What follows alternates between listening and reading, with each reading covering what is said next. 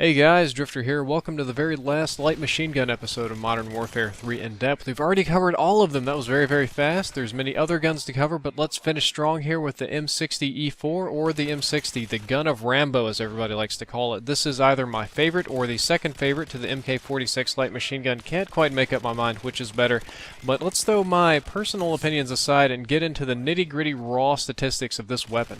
First things first, let's talk about the damage. The M60 has very high damage at 50 to 30 damage per shot. I said that right, 50 to 30 damage per shot. That's higher than any other light machine gun and one of the highest damage weapons in this entire game. What that's going to mean for you gameplay-wise is it's going to take between 2 and 4 shots to kill depending on your range. The 2-shot to kill range is pretty close, but it's still very effective close range.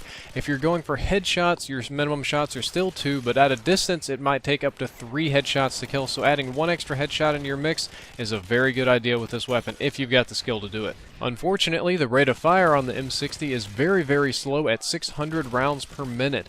Oddly enough, this gives it the fastest and slowest times to kill because of the very high damage and the 2-shot kills up close. It has the absolute fastest time to kill in very close range. However, in medium range and long distances, it has the slowest time to kill, so it's a very unusual weapon in that regard.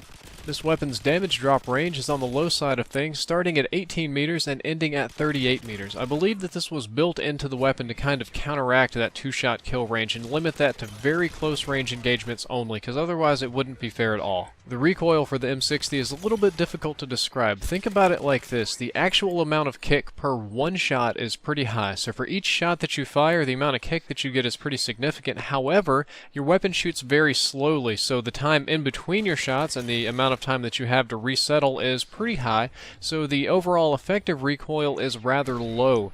Bear in mind, if you do put rapid fire on this gun, your recoil is going to get much more difficult to deal with. The M60 suffers the same major weaknesses of all other light machine guns, namely being the reload time and the run speed. Your reload time is incredibly slow at 6.80 seconds, so you really need sleight of hand or a very good place to hide while you're reloading. Also, your run speed is very slow at only 80%, which makes this a very poor candidate for rushing. You really don't want to be trying to turn corners with this gun or run up on people because everybody's going to be moving faster than you. My recommended perks, proficiencies, and attachments for this weapon are that you use the attachments proficiency with the red dot sight because the iron sights are absolutely horrendous. I've never seen worse iron sights in any Call of Duty game, so you really need some kind of optics here. Also, this is a weapon where grip is much more effective than kick. Yes, your recoil with grip is better than your recoil with kick.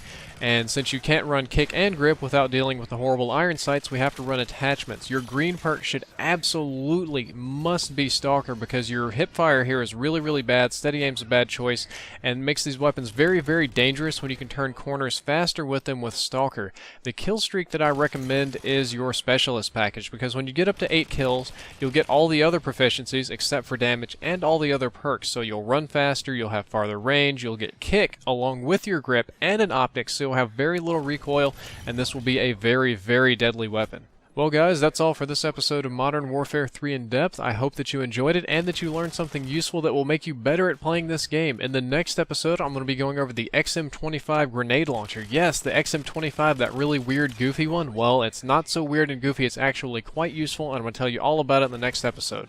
Drifter out.